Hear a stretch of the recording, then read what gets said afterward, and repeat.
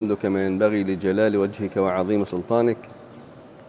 يا ربنا لك الحمد بالإيمان ولك الحمد بالقرآن ولك الحمد بالإسلام. اللهم صل وسلم وبارك على حبيبك وحبيبنا محمد وسلم تسليما كثيرا. ثم أما بعد، كما تفضل الأستاذ مفلح، نحن ننصح طلبة العلم خاصة وجميع المسلمين عامة أن بعد أن يجتاز أو ينتهي من الباب الفقهي أن يختبر معلوماته لعله فهم خطأ. هذا ليس امتحان بمعنى امتحان، هو فقط اختبار معلومات حتى تتأكد أنك فهمت فهما صحيحا، وهذا أدعى للاهتمام وأدعى للدراسة، لأن بدون دراسة سوف العلم ينسى. لذلك ننصح جميع الإخوة المسلمين والمسلمات أن يسجل مع الأستاذ مفلح ويختبر معلوماته فيما فهمه من هذه الدروس. طيب، أتاني سؤال بالأمس. البعض سأل قال: يا شيخ، أنا كنت في مكان أظن أنني لن أسمع في صلاة المغرب، فأفطرت على التقويم. ثم بعد أن أفطرت ب3 دقائق تقريبا سمعت الأذان، هل صيامي صحيح؟ قلنا له: صيامك ليس صحيح وعليك قضاء. وهذا أهمية درس اليوم أو محاضرة اليوم. لماذا؟ سنشرح. Bismillahirrahmanirrahim. Jadi tadi sebelumnya saya sampaikan bahwasanya untuk memberikan semangat dalam thalabul ilmi, untuk juga bisa mengukur kemampuan kita, apakah benar juga pemahaman kita juga terhadap pelajaran ini, apakah pas atau tidak. Oleh karenanya beliau tadi memberikan contoh soal ujian ya. Nanti bagi siapa saja ikhwan akhwat yang mau mengikuti tes tadi pemahamannya terhadap pelajaran beliau ini, ya silahkan daftar ke kami insyaallah. Jadi bukan semata-mata ujian, tapi untuk tes pemahaman kita.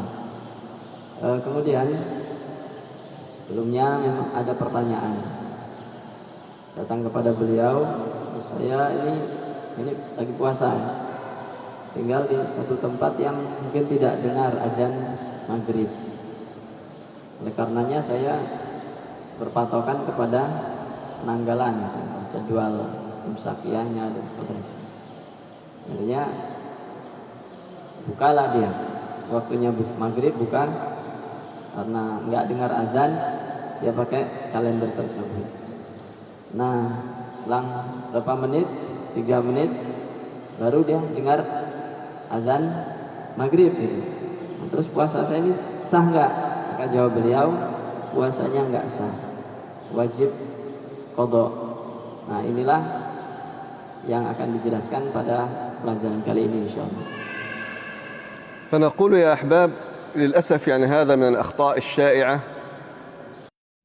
عند بعض المسلمين، بل عند بعض الدول الإسلامية. بعض الدول تقع في مشكلة الرؤية الفلكية أو الحسابات الفلكية ليست الرؤية الحقيقية، وبعض المسلمين يقع في مسألة الحسابات الفلكية في الفطر والصوم. الفطر والسحور عبادة وقتية، والمسلم يعلم أنها عبادة وقتية أي مرتبطة بوقت، فعلى هذا يجب عليه التيقن من هذا الوقت قبل أن يقدم على العمل. وهذه المسألة، يجب التبين من الليل والنهار عند الصيام، يجب على المسلم، واجب على المسلم عند سحوره التيقن من عدم طلوع الفجر. فكذلك إنسان ظل يأكل ثم اكتشف أن الفجر أذن من 5 دقائق، هذا فسد الصيام، لأنك تعلم أن هذا وقت فجر، واجب عليك أن تتبين، وسنبين تفاصيل. هناك أمور فيها تساهل وهناك أمور لا تساهل فيها. كذلك نقول في حال المفطر، إذن يجب التبين من الليل والنهار عند الصيام، فيجب على المسلم عند السحور التيقن من عدم طلوع الفجر. استيقظت من الليل قبل أن تأكل، ها الفجر أذن، تتأكد. طيب، كذلك أثناء النهار يجب على الصائم قبل أن يفطر التيقن من غروب الشمس، إما بنفسه أو مؤذن ثقة، سمع مؤذن ثقة يؤذن، أو إذاعة موثوقة يعلم أنها توافق التوقيت الصحيح. هذا مسألة دين يا أحباب. Nah, ini merupakan persoalan yang banyak terjadi, yang sering terjadi di kalangan kaum muslimin. Memang terkait penanggalan ini bisa saja terjadi perbedaan, karena nanti perbedaan tadi telaknya, ru'yatnya dan seterusnya, termasuk hisab falakiyah. Oleh karenanya boleh jadi antara satu penanggalan dengan penanggalan lainnya dalam penetapan waktu sholat ini bisa ada perbedaan. Nah, bagaimana kita sebagai yang jelas saum itu yang nanti ada kaitan dengan sahur dan iftar tadi, itu merupakan ibadah yang sudah ditetapkan waktunya. Oleh karenanya yang mesti kita lakukan adalah harus mengambil keputusan yang yakin, betul-betul yakin. Jadi saat kita sahur, betul-betul waktunya itu adalah waktu sahur, belum masuk waktu fajar.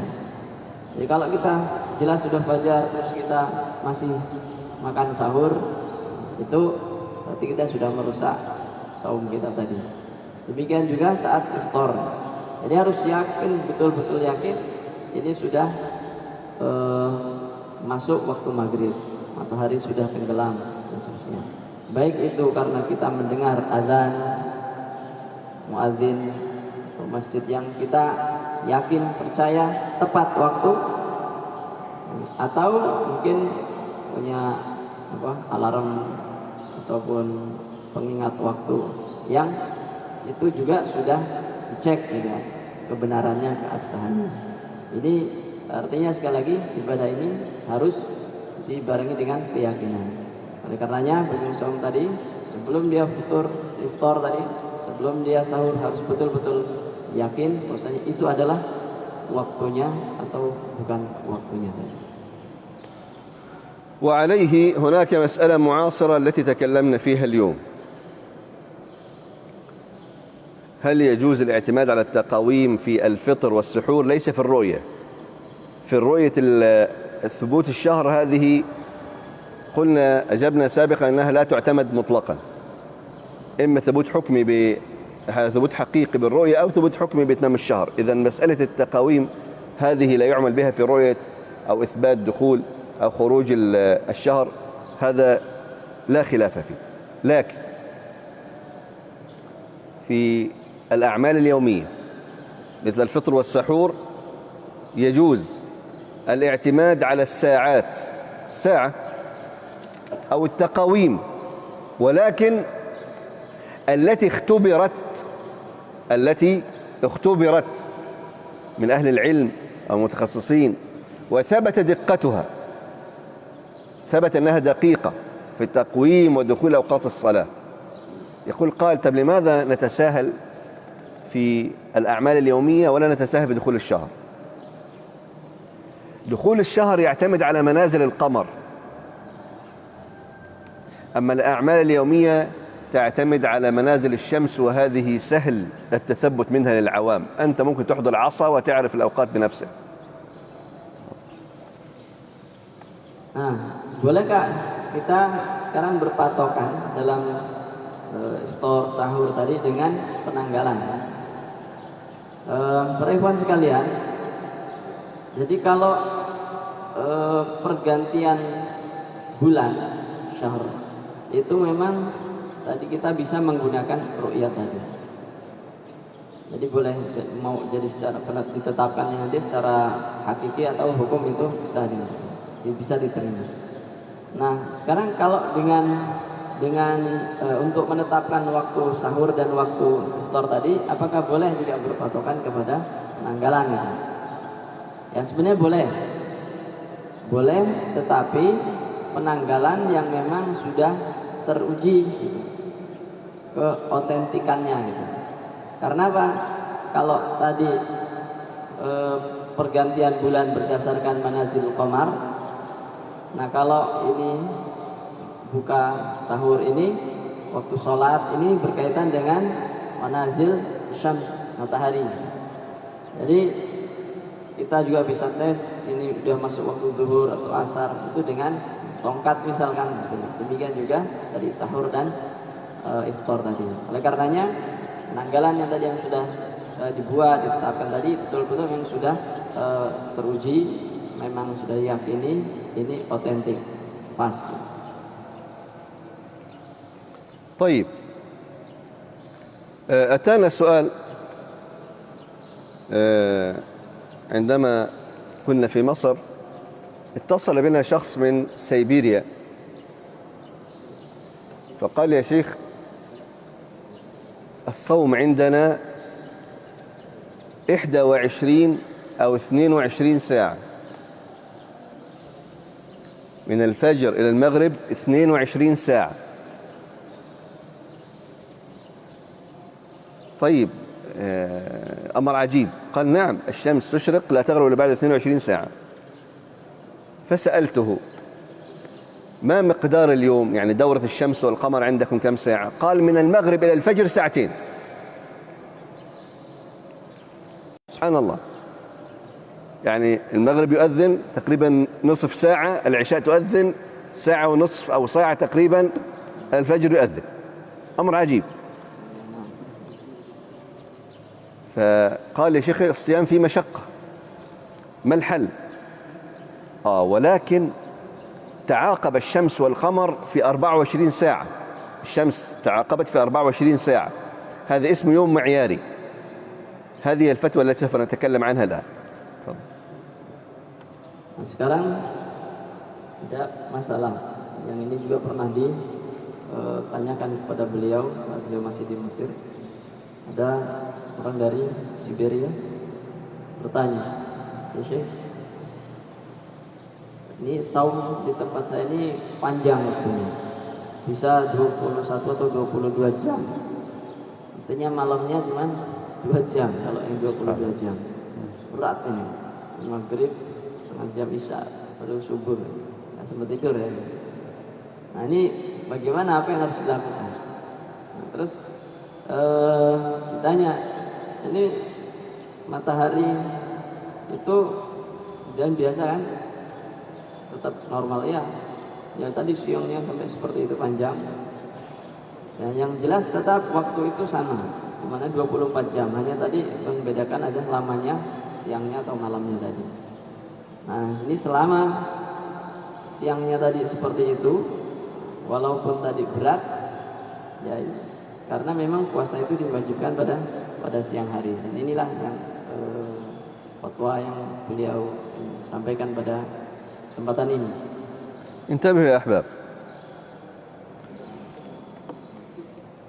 نقول أجبنا عليه بهذا الجواب: يجب صيام النهار كاملا حتى لو 22 ساعة حتى 21 ساعة.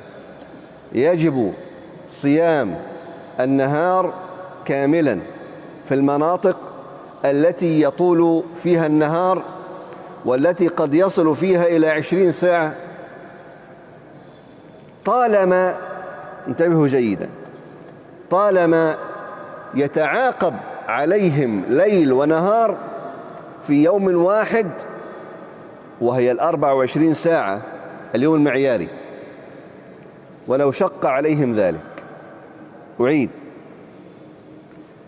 لأن العبرة إذا قل أنا سألته في كم ساعة يتعاقب الليل والنهار، قال 24 ساعة، إذن هذا اسمه يوم.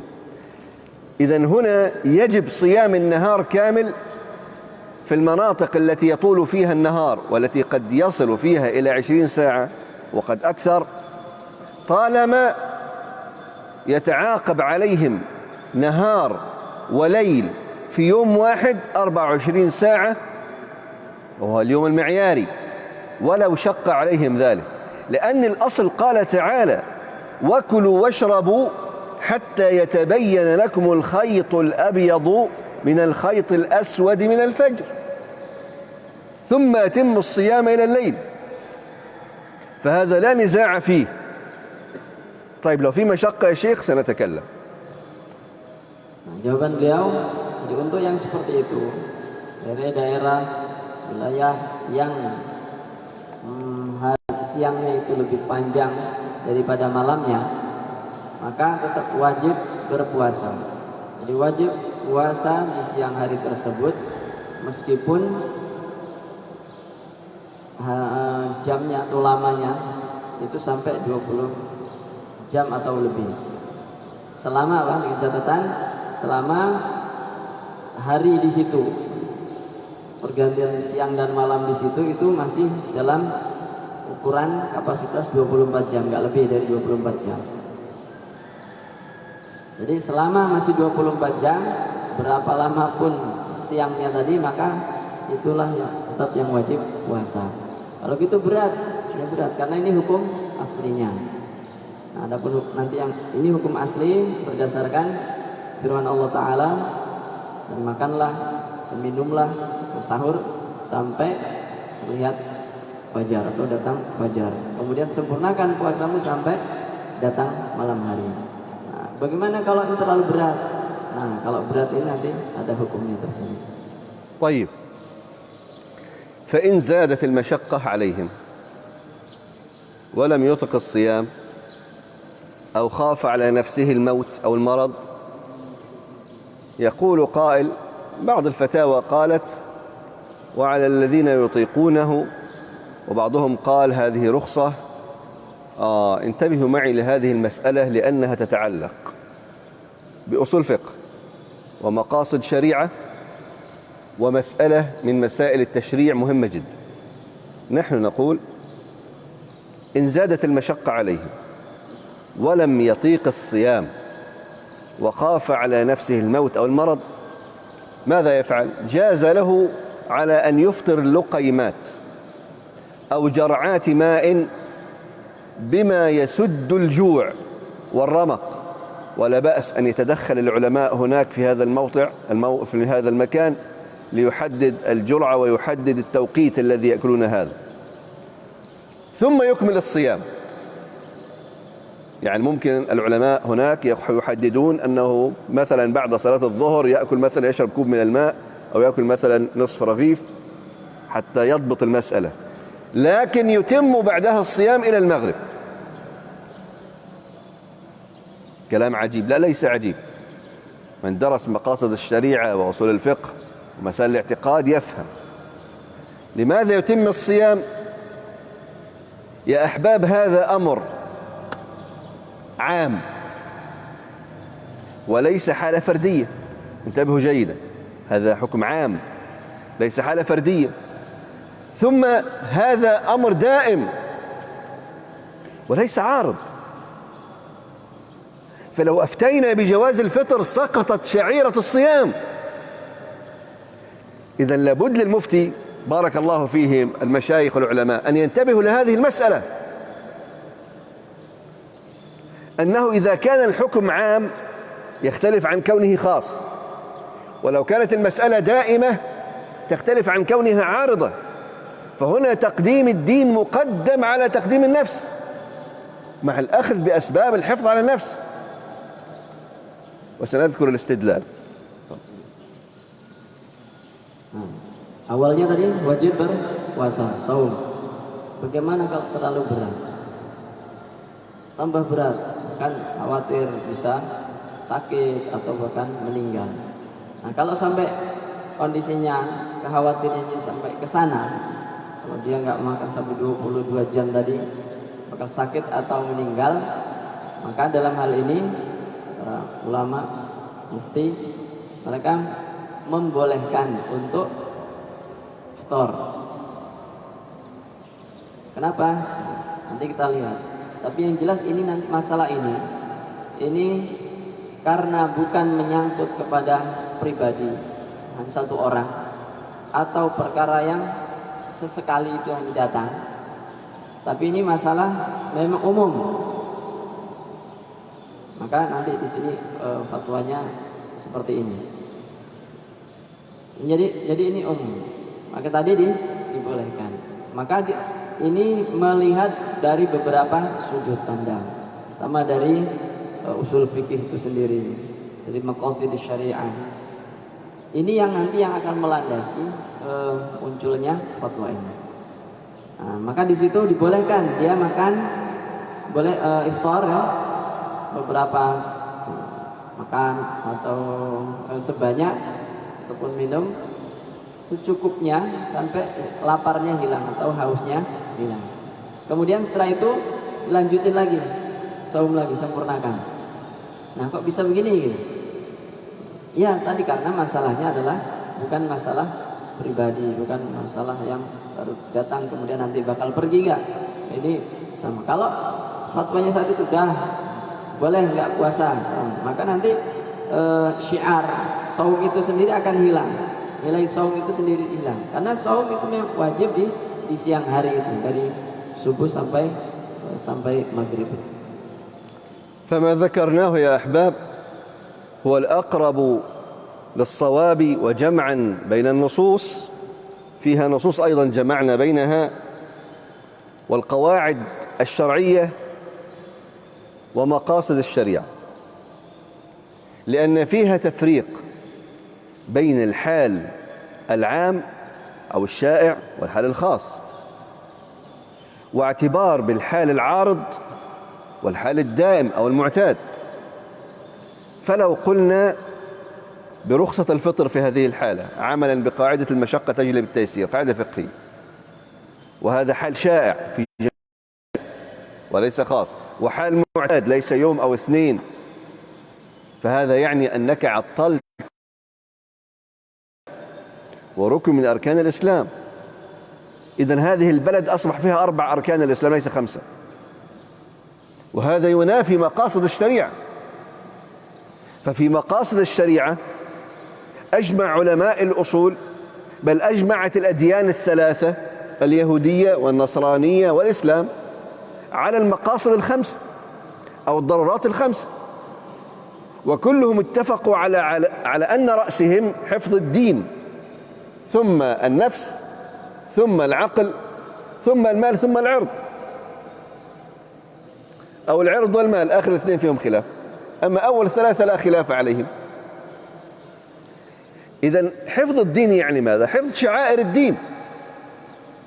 طيب يا شيخ لكن المشقة تجلب التيسير.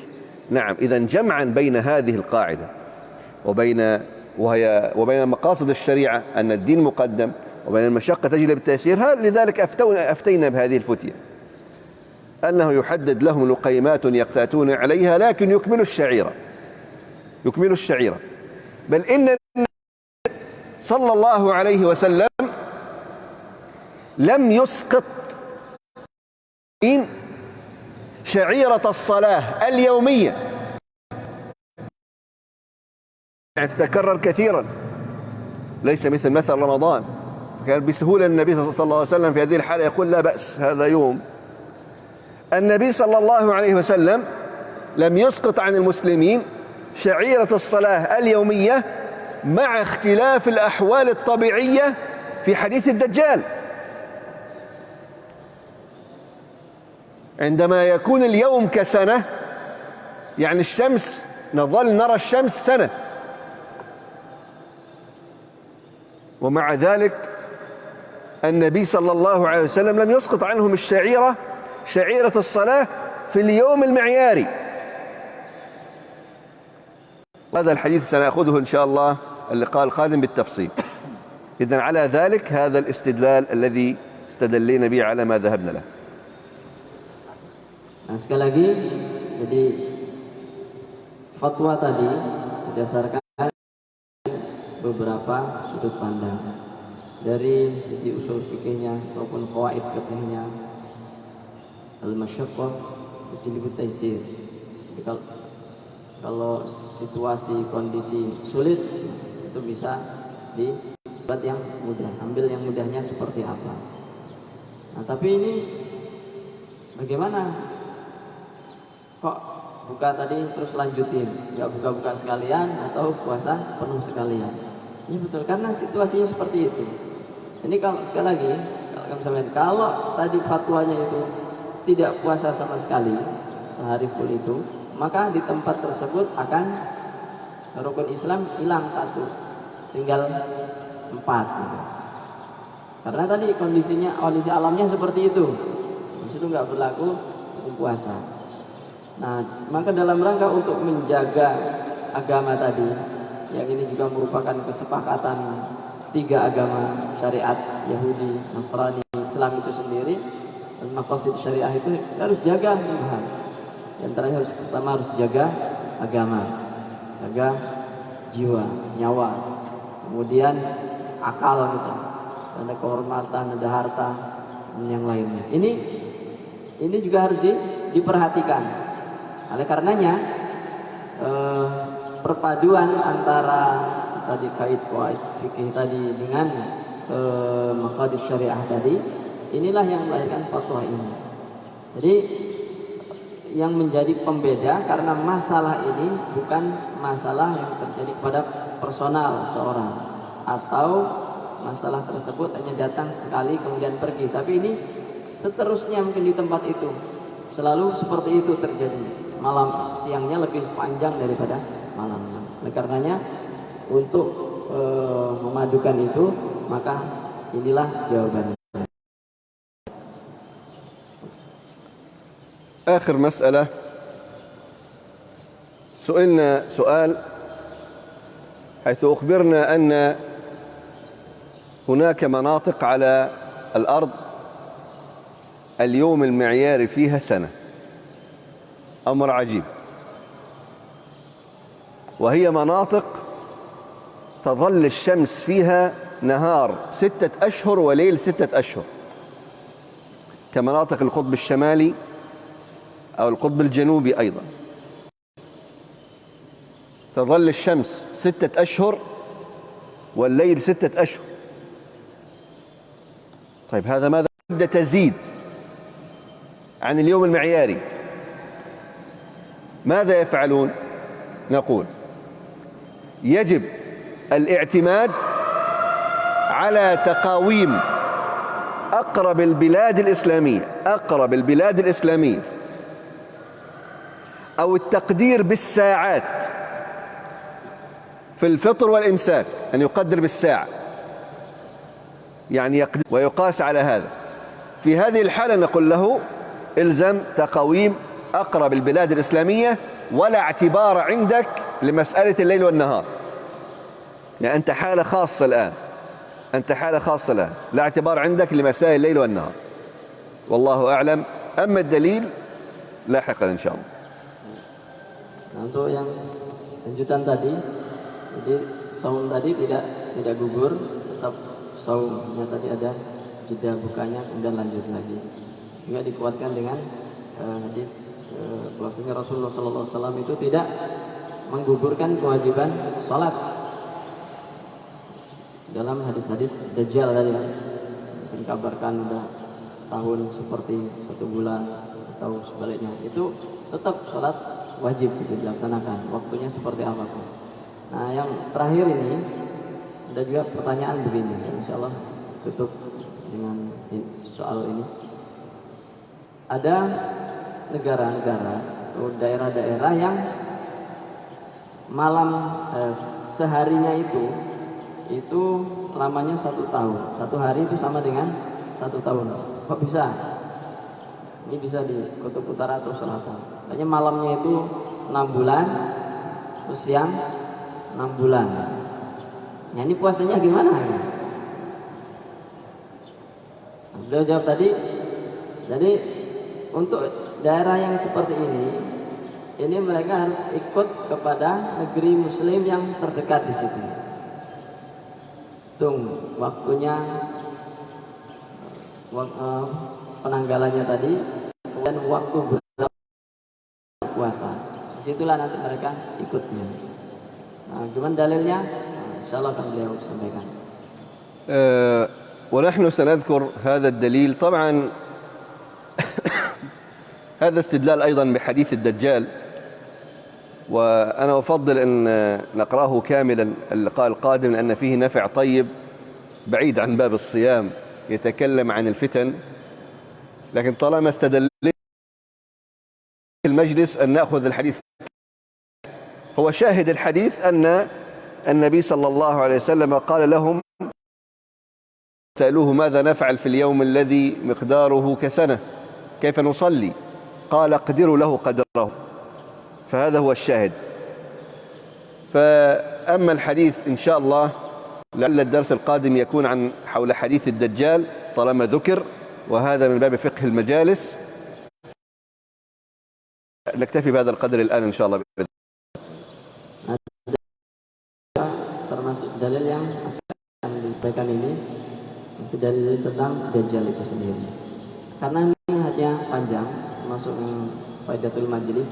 Kita tidak hanya mengambil syahidnya saja, tapi mungkin ada manafi yang lain, faidah-faidah yang lain. Oleh karenanya mungkin bacaan hadis secara keseluruhan pada pertemuan berikutnya insyaallah. Tapi sekarang ini intinya saja, bahwasanya ya, di antara sabda Rasulullah SAW dalam hadis yang panjang tersebut adalah ketika ditanya satu hari di situ lamanya 1 tahun. Bagaimana sholat? Kita menetapkan sholatnya tadi. Maka Nabi menjawab bersabda, hitunglah, diperkirakan dari waktu-waktu sholat itu tadi. Nah ini syahidnya di situ. Tapi nanti sekali lagi akan dibacakan hadis lengkapnya pada besok insyaallah. تقبل الله منا ومنكم وجعلنا الله وإياكم من الذين يستمعون القول فيتبعون أحسنه. والسلام.